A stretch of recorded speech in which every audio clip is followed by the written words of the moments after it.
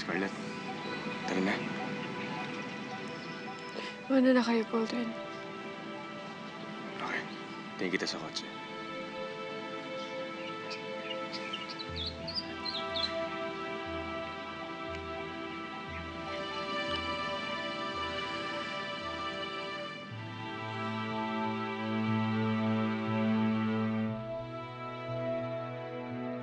Hindi na sila nakontento sa pagpatay sa tatay mo. Pati labi niya, sinira nila. Mga demonyo sila. Wala silang kasing sama.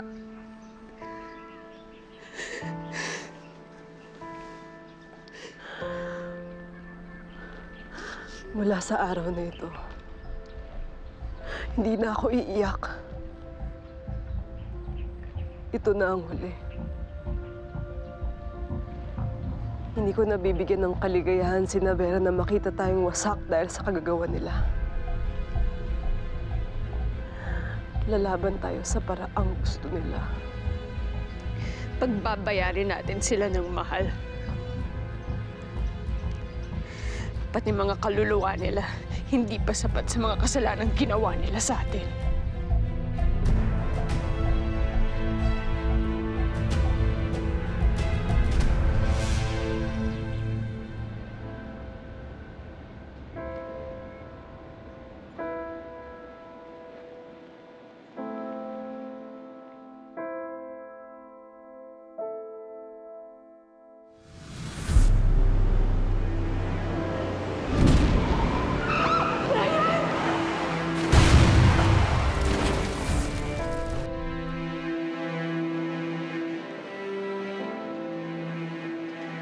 Magmula sa araw na to, wala na ang dating Almira.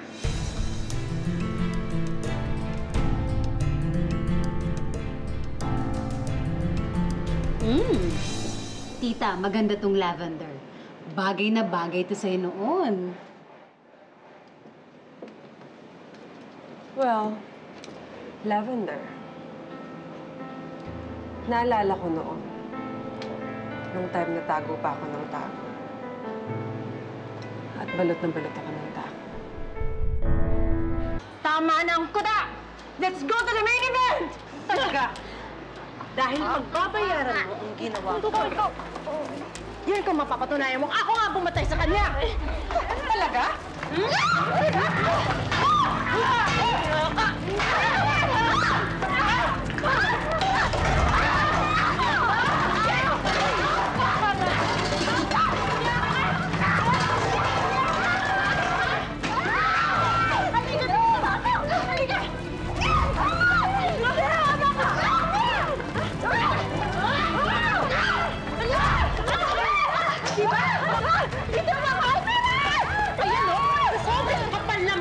Dapat siyang kinikilo! Ayan, ang bigat! Ang kapal kasi! Pagod na ako sa inyong mag-ina, ang dapat sa mga demonyong katulad niyo, tinatali ang sungay!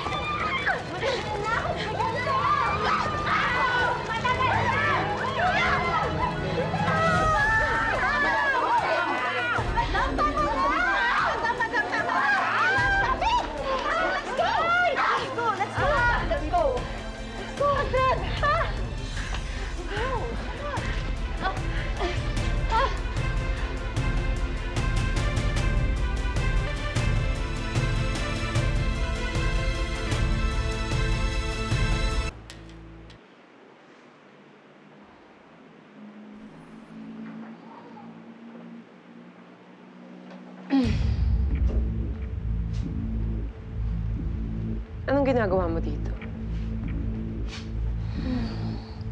Well, sinisilip ko lang naman ang opisina ng bagong managing director ng Fortune Dragon. Parang wala naman ako naaalalang schedule ng meeting sa'yo. Kaya pwede ka nang umalis. Bakit parang panay ata ang paganda mo? Bakit? Affected ka ba sa mga panglalait ko sa'yo dati? Kaya nag-change image ka? Vera, Alam mo naman na dati pa ako maganda. Kaya ka nga iniwan ni Charles nung kasal niyo, hindi ba? At nagpunta siya sa akin.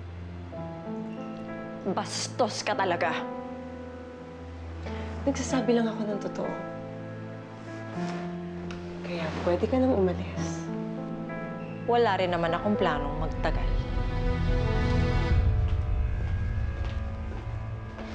Oh, before you leave, may konti lang akong advice sa'yo. Look at your hair. Dry na. Baka kailangan mo na magpa-treatment. Tsaka, yung skin mo, parang dehydrated na. Baka kailangan mo na ring maligo para naman mahugasan yung mga kasalanan mo. Maldita ka talaga. Gusto mo ng gera? Ibibigay ko sa'yo. At hindi ako titigil hanggat hindi kita nadudurog ng pinong-pino. Ito na ang Almirang pipigil dyan sa sungay mo. Kaya kung ako sa'yo, tawagan mo na si Satanas dahil doon ka na magre-retire sa impyerno!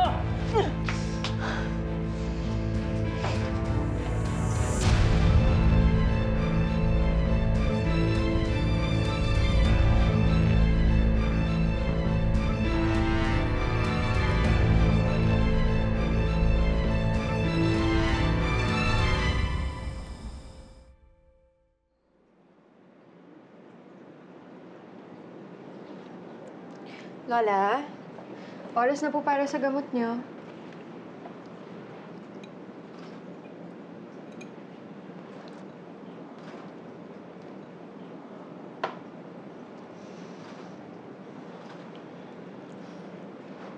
Salamat, Ina.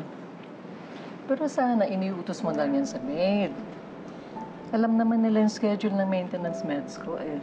Ayoko maging abala sa'yo. Lola, hindi po to abala para sa akin. Matagal po tayong nagkahiwalay. Ang gusto ko lang po ngayong kasama ko kayo ay maalagaan kayo at makasama kayo ng matagal. Alam mo, napakaswerte ko. Binalik ka sa akin ng Diyos. Sa kabila ng lahat ng hindi mabuting nagawa ko.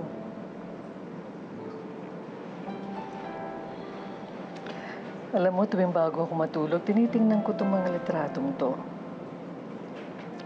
Nanghihinaya nga ako at wala tayong magkasama tayo nung baby ka pa eh. Sino po yan, Lola? Si Astrid. Yung bata pa siya.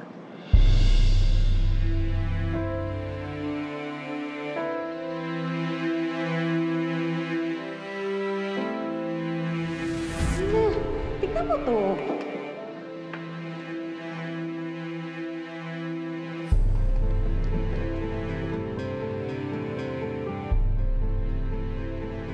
Pero bakit kaya pinunit yung picture na to? At sino yung batang to?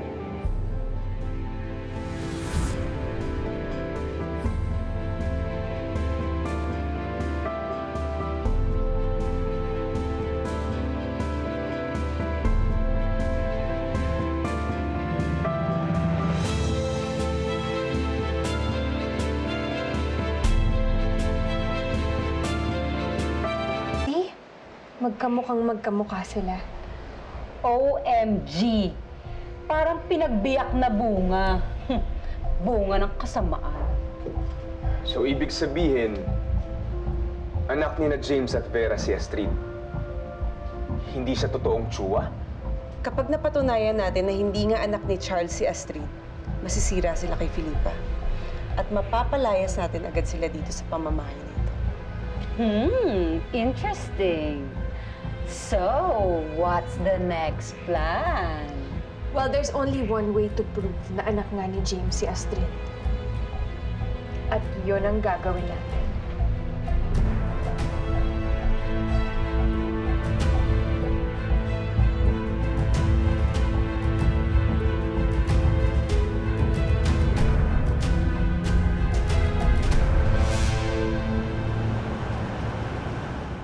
Dati pa po ako mahilig sa halaman. Actually, noon pinapangalanan ko pa nga po yung mga alaga ko eh. Alam mo, parehong-pareho kayo ni Charles. Nung nabubuhay pa siya, mahilig siyang bumisita sa mga farms namin. Mas madalas pa nga siya doon kaysa sa pumasok sa opisina eh.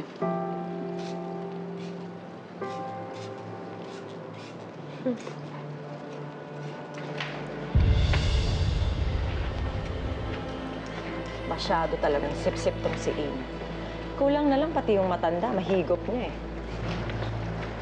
Mami, nauusan na tayo ni Ina, oh. We have to do something. You're right. Masyado nang mabango ang Ina na to sa mga mata ni Felipa. Kailangan madungisan na natin yung pangalan. Hindi lang natin siya dudumisan. Bubuhusan natin siya ng basura hanggang si Felipa na magtapon sa kanya palabas.